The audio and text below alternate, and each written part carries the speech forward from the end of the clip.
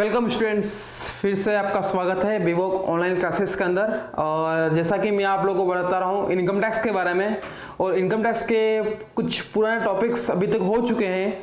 आपको step by step यानी कि वन बाय वन उन टॉपिक को पढ़ना है। मैं आपको फिर से याद दिलाता हूँ मैंने टॉपिक में क्या क्या बताया, आपको उस टॉपिक के हिसाब से आपको चलना है, क्योंकि एक दूसरे का क्या होता है लिंक बैठा हुआ होता है। इस वजह से सबसे पहले मैंने आपको इनकम टैक्स के बारे में बताया था कि इनकम टैक्स के स्रोत कौन कौन से होते हैं। उसके बाद मैंने आपको इनकम टैक्स की कुछ शब्दावलियां बताई थी। उसके बाद निवास स्तर वाले बताया था। फिर मैंने आप लोगों को बताया स्लैब रेट के बारे में।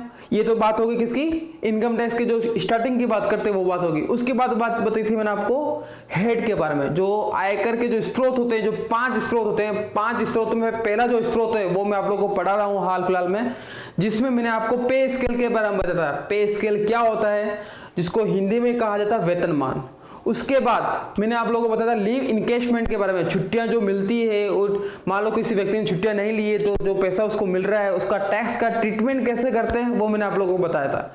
उसके बाद लास्ट जो क्लासेस हुई हैं उसके अंदर मैंने आप लोगों को बताया ग्रेजुटी के बारे में, जिसको हिंदी में कहा जाता है उपादान। उसका एक्ट है 1972। आगे पास में तक उसमें भी 2-3 जो चीजें बताई थी आप लोगों को याद रखनी है। तो आज हम बात करने वाले एक नए टॉपिक की, और नया टॉपिक भी एक इंटरेस्टिंग टॉपिक है, जिसको के बारे में आपने काफी बार सुना होगा। ग्रेजुटी से ज्यादा उसके बारे में ज्यादा सुना आप लोगों ने।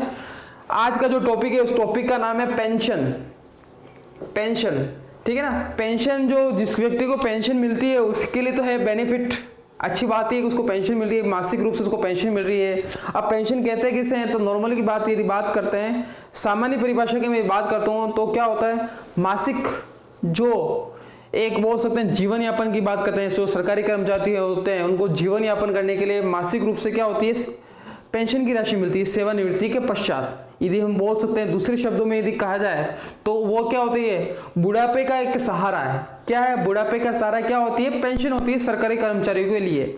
और यदि मैं प्राइवेट सेक्टर की बात करता हूँ तो नॉर्मली मैं बात करता हूँ बड़ी बड़ी कंपनियों की बात करता हूं, तो उसमें तो क्या होता है, कुछ कंपनियां क्या होती है अपने जो कर्मचारी होते हैं, अच्छे कर्मचारी होते हैं, उनके लिए क्या होती है, पेंशन की सुविधा होती है, और बाकी नॉर्मली के लिए नहीं होती है।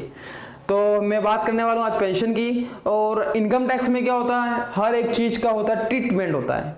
हर चीज क्या होता है, ट्रीटमेंट होता है, उपचार होता है। जैसा कि मैं आपको बोलता ही हूँ, ट्रीटमेंट का होता है, टैक्स का भी हो सकता है, किसी मरीज का भी हो रहा है, बिल्डिंग का भी हो रहा है। तो वैसे क्या हो रहा है, इनकम टैक्स में टैक्स का हम कर रहे हैं, ट्रीटमेंट कर रहे हैं।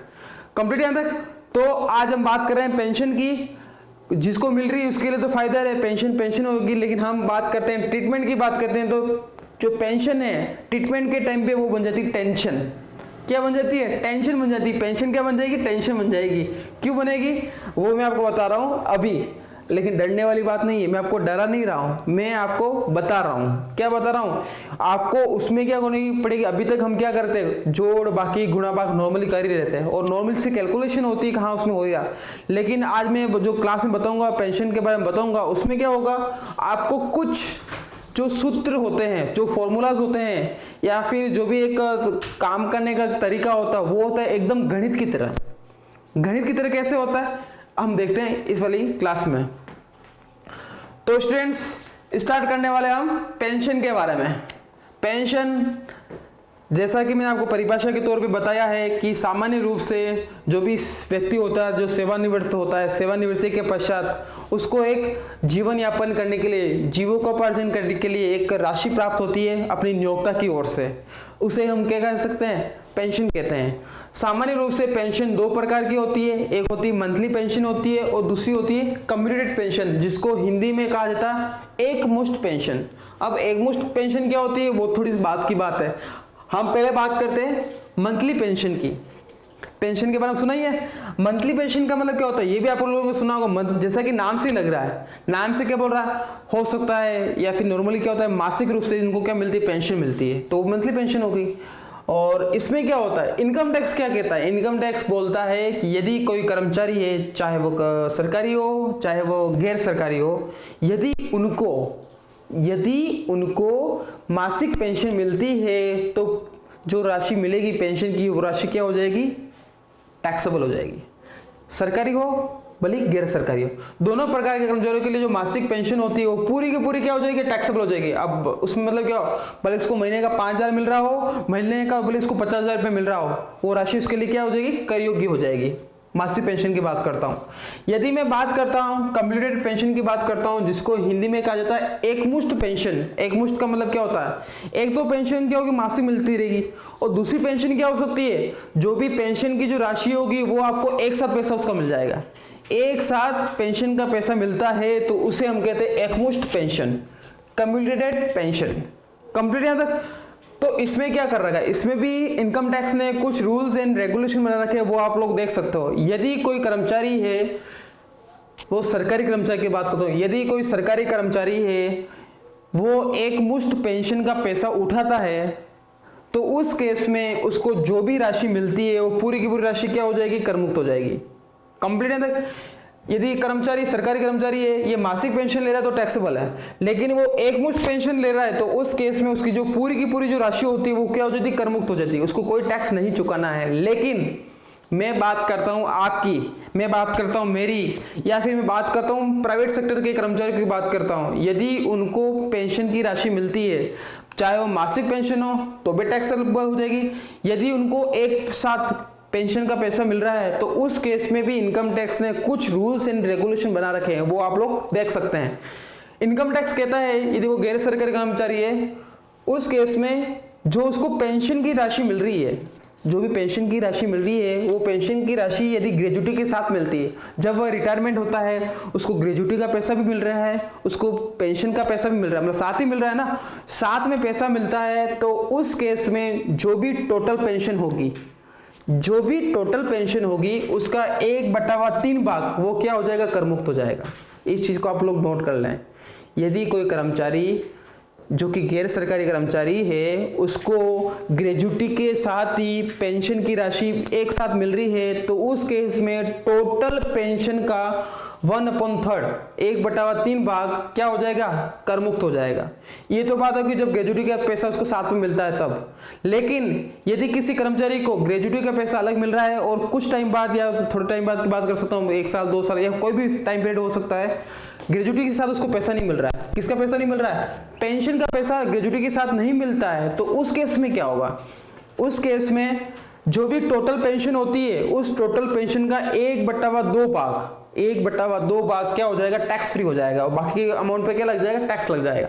तो आज की क्लास में हम पढ़ेंगे ये वाली बात क्या पढ़ेंगे, हम पेंशन के बारे में पढ़ने वाले हैं आज, कि यदि कोई व्यक्ति होता है उसको पेंशन की राशि मिलती है तो उसके ऊपर कर का निर्धारण कैसे करते हैं, कैसे उसकी व्यक्ति की जो राशि होती है वो कर मुक्त निकालें, कैसे करियों की राशि निकालें। तो उस केस में सबसे पहले, जैसे कि हम पिछली क्लासों में देखते आ रहे हैं, पिछली क्लास में क्या देखते आ रहे हैं, सबसे पहले हमको टैक्स का ट्रीटमेंट समझना पड़ता है कि टैक्स का ट्रीटमेंट कैसे करें।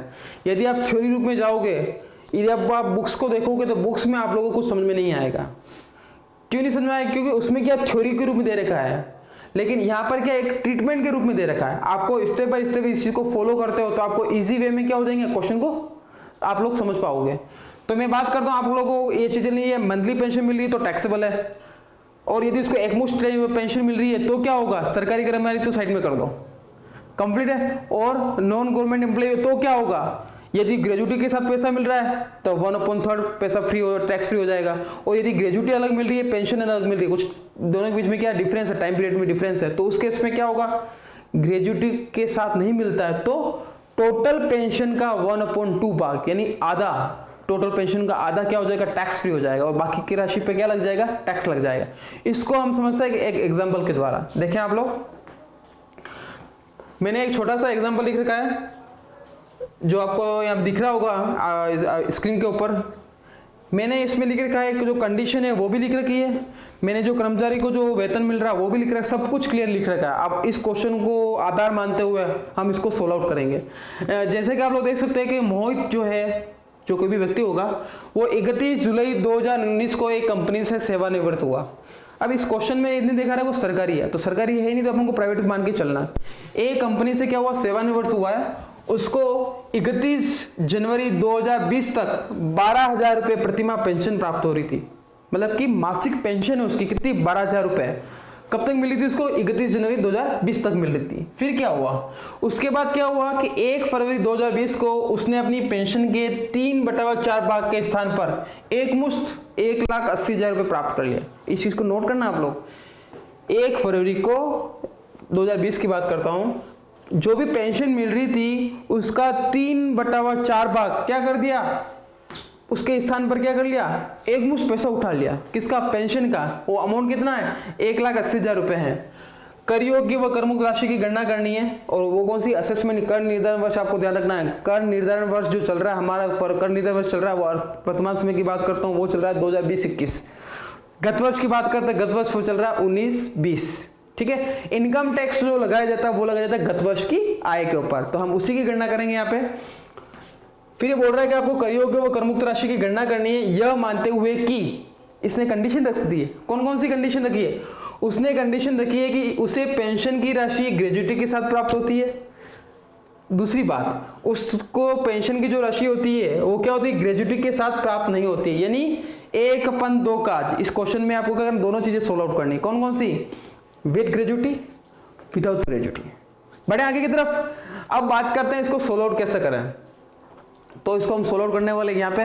तो जैसा कि मैंने आप लोगों को बता रखा है, सबसे पहले आप लोगों को क्या करना? उस क्वेश्चन को समझना है। क्वेश्चन में क्या करना है ये आपको देखना पड़ेगा। जैसा कि इस क्वेश्चन में कहा गया है, इस क्वेश्चन में बताया गया आपको पेंशन की राशि की गणना करनी है, कर मुक्त व कर योग्य। चलो तो पहली बात तो पता हो गई कि पेंशन की गणना करनी है। दूसरी बात क्या है? दूसरी बात ये बोल रहा है ये कि इसमें क्या हो रहा है? एक क्वेश्चन के अंदर दो चीजें हो रही है। दो चीजें कौन कौन सी? दो चीजें हो रही है। इसको मासिक पेंशन भी मिलती है और कुछ टाइम बाद ये क्या करता है? मासिक पेंशन की जगह एक मुश्त पैसा भी उठा लेता है। आगे वर्ष में दूसरी बात ये होगी। तीसरी बात क्या है? तीसरी बात ये बोल रहा है कि ग्रेजुटी के साथ वाली भी गणना करनी है और ग्रेजुटी के बाद वाली भी गणना करनी है, दोनों के साथ और अलग अलग वाले। तो क्वेश्चन को करने से पहले हम क्या करेंगे? समझ लिया क्वेश्चन को, हाँ क्वेश्चन में ये काम अपने को करना है। फिर क्या करें? उसके बाद आपको करना है इस क्वेश्चन की समरी बना दो, जिसको मैं बोलता हूँ अटैक कर लो क्वेश्चन के ऊपर। उससे क्या होगा? आपको आगे पीछे बार बार जाने की आवश्यकता नहीं पड़ेगी। तो हम करते हैं इसको स्टार्ट। सबसे पहले आपको देखना है उसको पेंशन की जो राशि मिल रही है वो कितनी मिल रही है। रिटायरमेंट कब हुआ?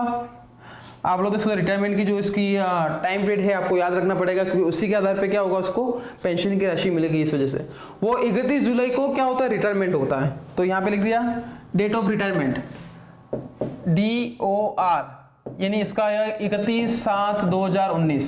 पहली बात तो ये होगी क्लियर, कंप्लीट यहाँ तक। दूसरी बात, जब उसको पेंशन मिल रही थी, पेंशन की बात कर, नेक्स्ट मंथ से इसकी पेंशन स्टार्ट हो जाती है। मंथली पेंशन की बात करता हूं। मंथली पेंशन में क्या होता है? उसको 12,000 रुपये प्रति माह मिल रहा है। 12,000 रुपये प्रति माह मिल रहा है। और वो कब तक मिलता है? वो मिलता है 31 जनवरी 2020 तक। ये दे देगा क्वेश्चन के अंदर। फिर क्या हो रहा है? दूसरा पॉइंट तो कंप्लीट होगा। तीसरा पॉइंट क्या है? जैसे ही एक फेब आता है, यानी 1/2/2020 आता है, तो वो क्या करता है? अपनी जो भी पेंशन है उस पेंशन के एवज में क्या करता है? उसका 3/4 भाग क्या करता है? एक मुश्त उठा लेता है। यानी 3/4 भाग 1 फरवरी को उठा लेगा और उसका जो अमाउंट इसमें क्वेश्चन में दे रखा वो दे रखा 1,80,000 रुपए। कितना पैसा उठा लेता है? 1,80,000 रुपये उठा लेता है। अब आपको क्या करना है? अब आपको करना है कि उसकी कर योग्य एवं कर मुक्त राशि की हमें क्या करनी? गणना करनी। क्वेश्चन तो समझ में आ गया होगा आप लोगों को। अब इसको सोल्व आउट कैसे करें? तो सोल्व आउट करने का तरीका क्या होता है? आपको सरकारी को तो हटा देना है। अब आपको टैक्स का जो ट्रीटमेंट है उसका फॉर्मेट याद रहना चाहिए। टैक्स का फॉर्मेट क्या बोल रहा है, ट्रीटमेंट का फॉर्मेट क्या बोल रहा है। तो मैं आपको दोनों चीजें बता रहा हूं, विद ग्रेजुटी वाली और विदाउट ग्रेजुटी वाली। तो सबसे पहले हम अटैक किसके ऊपर करें? सबसे पहले हम अटैक करेंगे किसके ऊपर? सबसे पहले हम अटैक करने वाला विद ग्रेजुटी वाले की बात करता हूं। तो मैं एक क्वेश्चन को सोल्व कर रहा हूं यहाँ पे। एक क्वेश्चन या मैं हेडिंग डाल रहा हूं इसकी विद ग्रेजुटी, विथ ग्रेजुटी। मैंने इसको लिख दिया यहाँ पे विद ग्रेजुटी के बारे में। अब क्या करें? अब क्वेश्चन को सोल्व करना है। तो सबसे पहले बात करता हूँ as per rules, as per pension की बात करता हूँ। पेंशन के हिसाब से ये जो मंथली पेंशन की बात करते हैं, सबसे पहले बात कैसे? इस क्वेश्चन को दो भाग में डिवाइड कर दिया, जैसे नॉर्मली ट्रीटमेंट में होता है। मैंने क्या करा? मंथली पेंशन को अलग करूंगा और कम्युनिटी जो पेंशन होती है, एकमुश्त जो पेंशन होती है, इसको अलग करूंगा। तो दोनों अलग अलग करेंगे। आप लोगों को भी यही करना है, दोनों चीजों को आपको अलग अलग चलाना है। इससे क्वेश्चन क्या हो जाएगा? इजी हो जाएगा। तो सबसे मैं पहले बात करता हूँ as per rules monthly pension की बात करता हूँ। मंथली जो पेंशन मिल रही है वो इसको मिल रही है 12,000 रुपये। कितनी मिल रही है? 12,000 रुपए ये मिल रहा है। यदि मैं इनकम टैक्स क्लोज के हिसाब से बोलूं तो मंथली जो पेंशन की राशि जो भी कुछ भी होती है वो पूरी की पूरी राशि होती है कर योग्य। क्या होती है? कर योग्य राशि होती है। तो मंथली पेंशन इसको 12,000 रुपये मिल रहा है। अब इसको 12,000 रुपये जो मिलेंगे वो कब से मिलना स्टार्ट हो जाएंगे? तो क्वेश्चन में क्लियर दे रखा है। वो क्या करे, जब रिटायरमेंट होगा उसके दूसरे महीने से क्या हो जाएगा, मतलब जैसे रिटायरमेंट हुआ उसके बाद क्या होगा, उसकी पेंशन की राशि स्टार्ट हो जाएगी। ये होगा मंथली पेंशन स्टार्ट हो जाएगा। तो क्वेश्चन में क्लियर दे रखा है। तो आप लोग देख, मैं वापस क्वेश्चन बता देता हूँ। इस क्वेश्चन में ये बोल रखा है कि रिटायरमेंट के बाद उसको क्या करता है, 31 जनवरी तक 12,000 रुपये प्रति माह पेंशन प्राप्त होता है। 31 जनवरी तक क्या हो रहा है, उसको 12,000 रुपये मिलते जा रहे हैं। तो आपको मंथ काउंट करना है। रिटायरमेंट कब हुआ, रिटायरमेंट से लगाकर जब तक उसको पेंशन की राशि मिली तब तक के मंथ गिनने आपको। रिटायरमेंट हुआ जुलाई के अंदर से लगाकर जब तक मिल रही है उसको मिला 31 जनवरी तक। कितने हजार रुपये मिल रहे हैं? 12,000 रुपये मिल रहे हैं। तो महीने गिनो, अगस्त, सितंबर, अक्टूबर, नवंबर, दिसंबर एंड जनवरी, यानी उसको 6 महीने तक कितने हजार रुपये मिलने वाला है? 12,000 रुपये में मिल रहा है। तो 12,000 को मल्टीप्लाई किससे कर दिया मैंने? 6 से गुणा किया। अभी हम बात जो कर रहे हैं किसकी बात कर रहे हैं? मंथली पेंशन की बात कर रहा हूं मैं सबसे पहले। तो 12,000 को गुणा किया 6 से, तो ये जो मेरे गुणा होके आया वो कितना है? 72,000 रुपये आ गया। कंप्लीट है। उसके बाद क्या करना है? तो जैसा कि मैंने आपको बताया कि हम जो टैक्स की गणना करते हैं, भले वो कर मुक्त हो भले कर योग्य हो, हम बात करते हैं गत वर्ष की बात करते हैं। तो आपको खाली जनवरी तक तो रुकना नहीं है। आपका साल कब खत्म होगा? आपका साल जो खत्म होगा वो 31 मार्च को खत्म होगा। कब खत्म होने वाला है? 31 मार्च को समाप्त होने वाला है। यानी कि मेरे पास अभी भी महीने पड़े हुए हैं। कौन कौन से? जनवरी तक की तो मैंने बात कर ली है। मेरे पास 2 महीने पड़े हुए हैं। कौन कौन से पड़े हुए हैं? फरवरी भी पड़ा हुआ, मार्च भी पड़ा हुआ। तो उसकी भी मेरे को पेंशन मिल रही होगी। भली चाहे इस क्वेश्चन के अंदर ये बोल रहा है कि उसने 3/4 क्या कर लिया, एक मुश्त उठा लिया। अब आपको गणित विद्या कैसे लगानी देखें आप लोगों ने मैथ्स में पढ़ा होगा। कोई व्यक्ति होता है, माना कि लाभ है 1 रुपया, उसमें से कोई व्यक्ति नया व्यक्ति आता है उसमें से उसको भाग दे देते हैं। तो तू 3/4 ले ले, बाकी का बच्चा कितना है, ऐसे कुछ कैलकुलेशन होती है। तो वही गणित विद्या आपको यहाँ पे लगानी। लेकिन उसको शॉर्ट ट्रिक से मैं आपको बताऊंगा वो चीज को कैसे करना है। आगे बात समझ तक। तो स्टूडेंट्स अब बात करते हैं, हम आगे के लिए बात करते हैं। आगे बोल रहा है कि जैसे जनवरी कंप्लीट होता है उसके बाद वो क्या करते हैं, एक मुश्त पैसा उठा लेता है। कितना एक मुश्त पैसा उठा देता है? 3/4। तो आपको गणित वाली बात करनी है। माना कि लाभ है, माना कि जिसकी पेंशन की राशि वो कितनी है? 1 है। माना कि पेंशन की राशि कितनी है? 1 है। उस 1 में से वो क्या करता है? 3/4 उठा लेता है। क्या कर रहा है? उस 1 में से 3/4 उठा लेता है। तो बाकी मंथली जो पेंशन की राशि बची वो कितनी बची? 1/4 बची है। लघुत्तम लेना आता है आप लोगों को? एलसीएम जिसको कहा जाता है, लघुत्तम समावर्त जिसको हम बात करते हैं, ऐसे चीज को कैलकुलेशन करनी है। तो उसको कैलकुलेशन कैसे करते हैं ये भी तो आपको गणित की बात अच्छे से पता होगी। 1 में से 3/4 गया तो बचा कितना? 1/4। इसका मतलब क्या हुआ? फरवरी और मार्च की बात करता हूं तो 2 महीने तक उसको कुल पेंशन, जो भी पेंशन मासिक पेंशन मिल रही थी, क्योंकि मैं बात ही किसकी कर रहा हूं? मासिक पेंशन की बात कर रहा हूं। तो मासिक पेंशन जो थी पहले 1 मिल रही थी, अब 1 की जगह कितना मिलना स्टार्ट हो जाएगा उसको? 1/4। क्यों? क्योंकि 3/4 भाग उसने उठा लिया। कंप्लीट है। तो आपको क्या करना है, यहाँ पे लिखना है 1/4। मासिक पेंशन की गणना कर रहा हूं, आप लोग इसी को ध्यान रखें। मैंने 2 भाग में इसको डिवाइड कर रखा है। कौन कौन सा? एक मासिक और एक मुश्त वाली। मैं एक मुश्त की बात नहीं कर रहा, मैं मासिक की बात ही कर रहा हूं हाल फिलहाल में। तो अब बचा कितना? फरवरी और मार्च का कितना बचा? 1/4 बचा। फरवरी और मार्च महीने कितने हैं? 2, तो 2 लिख दिया। आगे पास में कितने पैसे मिल रहा है ये तो हमको ध्यान नहीं, लेकिन अब निकालना पड़ेगा। कितना निकालना पड़ेगा? जो मिल रहा था, कितना मिल रहा था हमें? 12,000 रुपये। आगे बात सुन, 1/4 क्यों लिखा? क्योंकि 1 में से 3/4 तो एक मुश्त उठा लिया, तो बचा कितना? मासिक पेंशन की बात करता हूं तो 1/4 बचा। 1/4 मिलेगा वो कितने महीने तक के लिए मिलेगा? 2 महीने के लिए मिलेगा। कुछ जनवरी तक तो बात खत्म हो चुकी है। बच्ची कितनी है? फरवरी और मार्च, 2 महीने की बात कर ली। इनटू जो पैसा मिल रहा था, पैसे निकाल रहे हैं, तो पैसे निकालेंगे कैसे? किसके आधार पर निकालेंगे? जो मिल रहा था उसके आधार पर निकालेंगे। मिल कितना रहा था? इसको मिल रहा था 12,000 रुपए, तो 12,000 की बात होगी, यहाँ पे लिख दें। आप क्या करें? गणित विद्या लगाओ ना, इसको अमाउंट निकालो। तो इतने यदि मैं इसकी कैलकुलेशन करता हूं तो जो मेरा अमाउंट बन गया वो बन गया 6,000 रुपए। कितना आ गया? 6,000 रुपये आ गया। तो टोटल मासिक पेंशन की मैं बात करता हूं तो वो मेरा आ गया 78,000। कितना आ गया? 78, यानी 78,000 रुपये में आ चुका।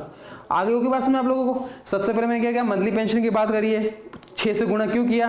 क्योंकि जुलाई के बाद अगस्त से लगाकर जनवरी तक उसको पेंशन की राशि पूरी की पूरी मिल रही थी, उसने कोई पैसा एक साथ नहीं उठाया था, तो इसको मल्टीप्लाई कर दिया मासिक पेंशन के हिसाब से, ये वाली बात है। फिर बात करते हैं जनवरी जैसे कंप्लीट होता है तो फरवरी में वो क्या करता है कि उस जो पेंशन की राशि मिल रही थी उसमें से 3/4 भाग क्या करता है, एक मुश्त उठा लेता है। तो 1 में से 3/4 गया तो बच्चा कितना, 1/4 कंप्लीट है। जो 1/4 जो मिल रहा है वो कितने महीने के लिए मिल रहा है, 2 महीने के लिए मिल रहा है, तो इंटू 2 लिख दिया, इंटू जो पेंशन की राशि मिल रही थी अब उसको गणना करनी अभी के हिसाब से, यानी फरवरी मार्च के हिसाब से गणना करनी, तो जो राशि मिल रही थी उसको मैंने लिख दिया। तो जोड़ बाकी गुणा भाग करने के बाद जो मेरी राशि आई है वो कितनी है, 6,000 रुपये। तो 72,000 में 6,000 जोड़ा तो कितना हो गया, 78,000। तो ये हो गई मेरी टोटल पेंशन की राशि, टोटल मंथली पेंशन की राशि। पार्ट 1 खत्म, पहला पार्ट खत्म हो गया, 78 में आ चुका। अब मैं पार्ट 2 की बात करता हूँ। अब पार्ट 2 में क्या होगा, पार्ट 2 में मेरे को निकालना पड़ेगा इसका जो एकमुश्त राशि है उसकी करीब की राशि मेरे को निकालनी है।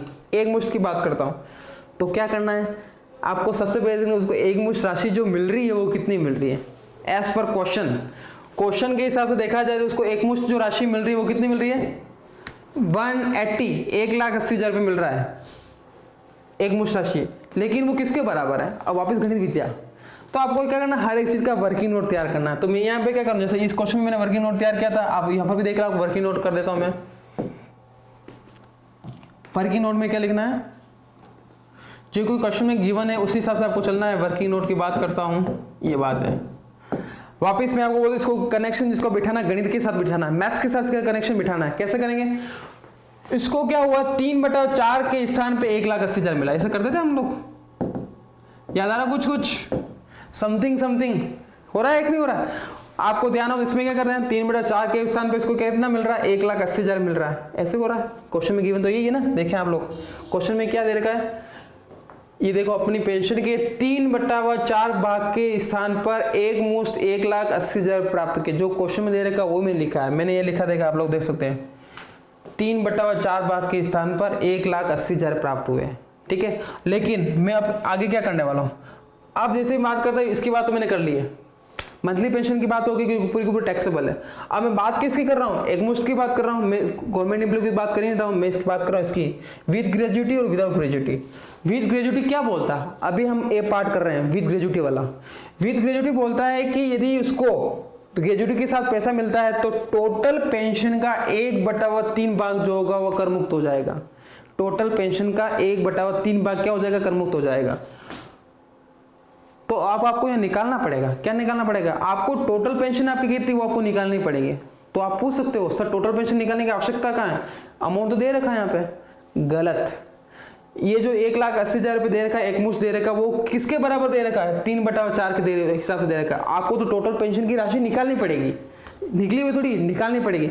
निकालने के लिए ही मैं क्या कर रहा हूँ, ये काम कर रहा हूँ। तो कैसे करना, नॉर्मल मैथ्स के रूल्स के हिसाब से कैसे कर रहा हूँ मैंने, 3/4 जो है वो किसके बराबर है, 1,80,000 के बराबर है, और आपको किसके करना है, 1 के बराबर लाना है, 1 नहीं टोटल पेंशन निकालनी है। तो टोटल पेंशन की कैसे करेंगे, आप लोग देख सकते हो, आप वर्किंग नोट में चाहो तो एक चीज को नोट कर सकते हो, जैसे इसको मैं लिख देता हूं,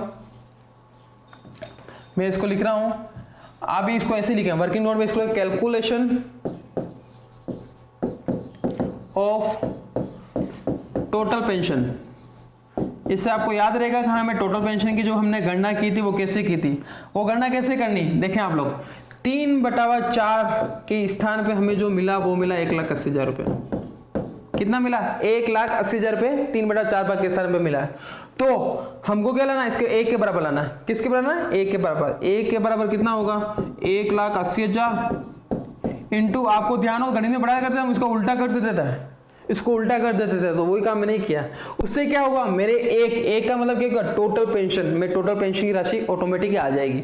तो मैंने क्या किया, 1,80,000 इंटू 4/3। तो इसको मेरे को कैलकुलेशन करने के बाद, इसकी गणित विद्या लगाने के बाद, जोड़ बाकी गुणा प्रयोग किया, उसके बाद मेरी जो राशि आ गई वो आ गई 2,40,000।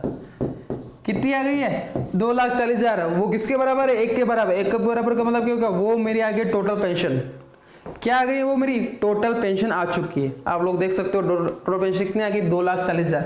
अब मैं as per income tax rules के हिसाब से बोलूं, इनकम टैक्स रूल्स क्या बोलता है, इनकम टैक्स रूल्स बोलता है यदि ग्रेजुएटी के साथ पेंशन का पैसा हम उठा रहे हैं, पेंशन का पैसा मिल रहा है, तो टोटल पेंशन का 1/3 भाग क्या हो जाएगा, टैक्स फ्री हो जाएगा, एग्जेम्प्टेड हो जाएगा। तो अपने पास टोटल पेंशन आ गई है। अब तो क्वेश्चन पूरा खत्म हो चुका है। कैसा खत्म हुआ, टोटल पेंशन आ गई है, मंथली पेंशन भी अपने पास आ चुकी है। अब आपको करना है एक मुश्त में आपको जो भी पैसा मिल रहा है उसका आपको अमाउंट निकालना है। तो आप लोग देखो 2,40,000 आया, ग्रेजुटी के साथ है, तो ग्रेजुटी के साथ है तो 1/3 of total pension. Total pension का 1/3 भाग क्या हो जाएगा, 1/3 भाग क्या होने वाला है, 1/3 भाग होने वाला एग्जेम्प्टेड।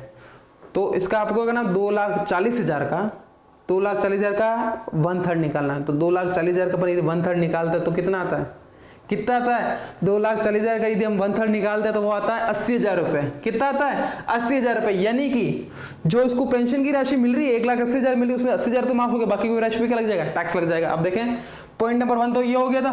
पॉइंट नंबर 2 की बात करता हूँ, कम्युलेटेड pension.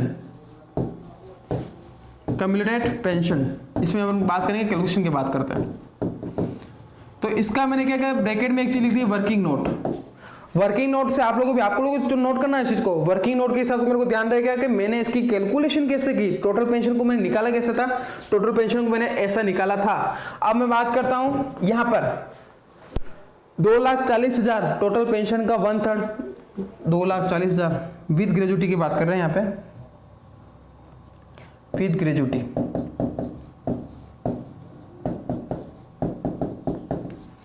$2,40,000 1/3 of total pension as per rules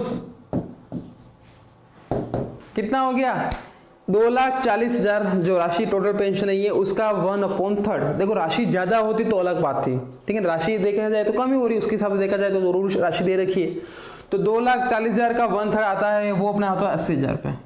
यानी कि जो राशि उसको मिली है, जो राशि उसको मिली है, कितनी मिली है, 1,80,000 रुपए उसको जो राशि मिली है उसमें से मात्र 80,000 रुपए क्या हो जाएगा, टैक्स फ्री हो जाएगा। कितना हो जाएगा, 80,000 रुपए क्या हो जाएगा, टैक्स फ्री हो जाएगा। बाकी की राशि पे क्या लग जाएगा, कर लग जाएगा, टैक्स लग जाएगा। तो इसको मैं राउंड ऑफ कर देता हूं और यहाँ पे लिख देता हूं कि ये जो राशि अपने पास आई है वो है ये एग्जेम्प्टेड वाली।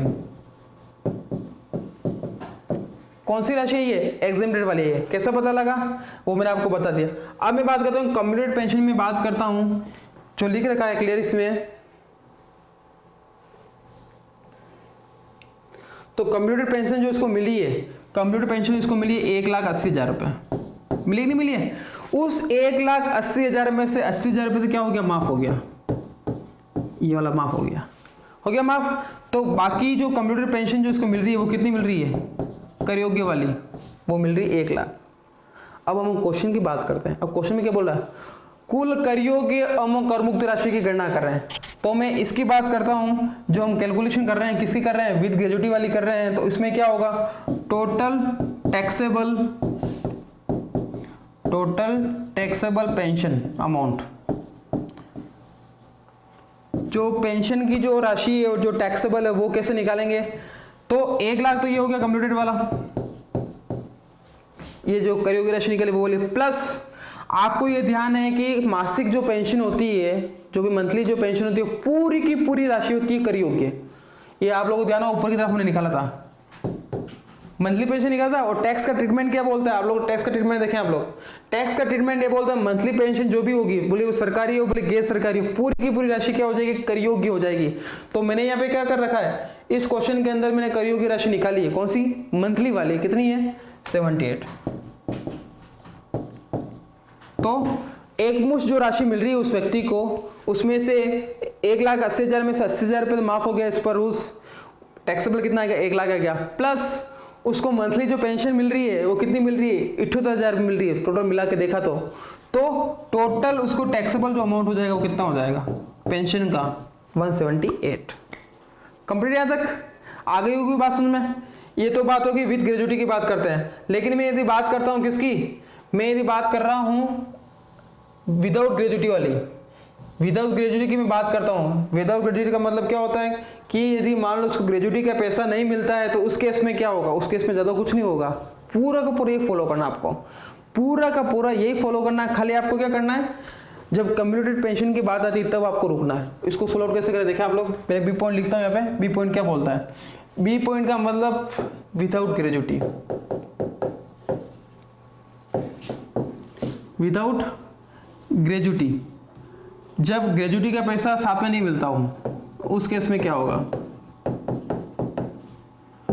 तो एज पर रूल्स के हिसाब से देखा जाए तो एज पर रूल्स मंथली जो पेंशन होगी, मंथली पेंशन पूरी की पूरी राशि जो होगी वो होगी टैक्सेबल।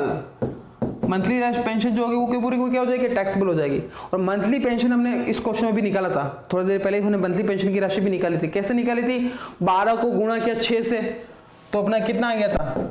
12,000 मल्टीप्लाई 6, तो अपनी राशि कितनी आ गई थी? 72 आ गई थी।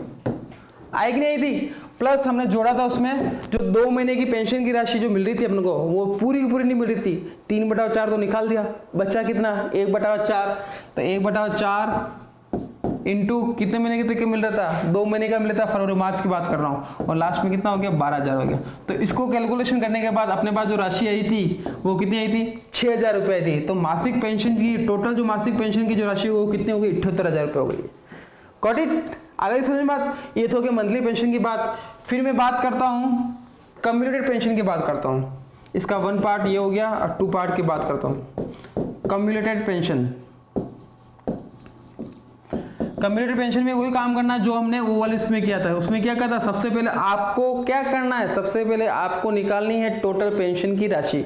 टोटल पेंशन की राशि के निकालने का मैंने आपको तरीका बता रखा है, यहाँ पे वर्किंग नोट तैयार कर दो। टोटल पेंशन कैसे निकाली थी? यदि उसको 3/4 भाग के स्थान पर मिल रहा है 1,80,000 रुपये, 3/4 भाग के स्थान पर उसको कितना मिल रहा है? 1,80,000 रुपये मिल रहा है, तो उसकी राशि निकालनी है, मतलब एक पूरा का पूरा रुपया निकालना। तो क्या करेंगे? 1 इक्वल टू हो गया 4/3, ये हो गया 1,80,000 रुपये। हो गया यहाँ तक? इसको गुणा भाग जोड़ बाकी किया तो उसके बाद जो राशि आई है वो आएगी 2,40,000। ये जो 2,40,000 अपने आया था, पहले वाले में भी आया था, अभी भी आया 2,40,000 आया, वो जो कहलाएगा वो कहलाएगी टोटल पेंशन।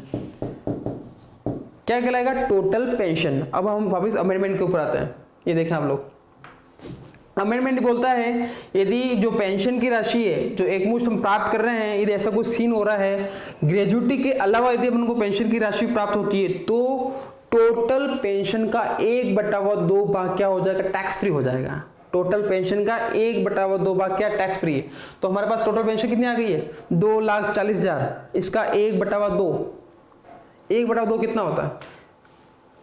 1/2 का मतलब क्या होगा? इसका 2 में डिवाइड करना, 2 में इसका भाग करना। यानी इसको 2,40,000 का आधा कितना होता है? 2,40,000 का जो आधा होता है वो कितना होता है? 120, 1,20,000 ही होता है। आगे बात में तो हम यहाँ बात करते हैं कम्युलेटेड पेंशन की बात करते हैं। उस व्यक्ति को मिस्टर जो हैं धीरज जी हैं, उनको क्या कर रहा है? 1,80,000 रुपये मिल रहा है कम्युलेटेड पेंशन का।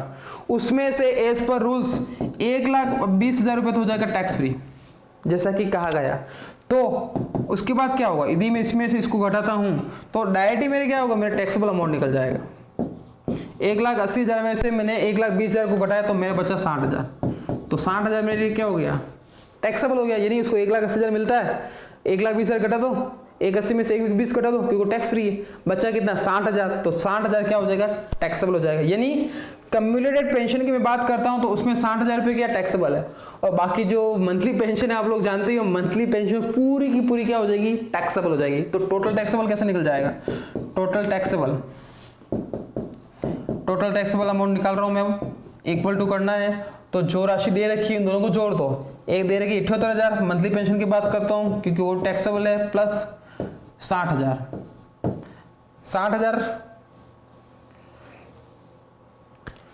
हो गया। 60,000 दोनों किया, उसके बाद इन दोनों को जोड़ना है और उसके बाद जो राशि आती है वो क्या हो जाएगी? इसकी टैक्सेबल हो जाएगी।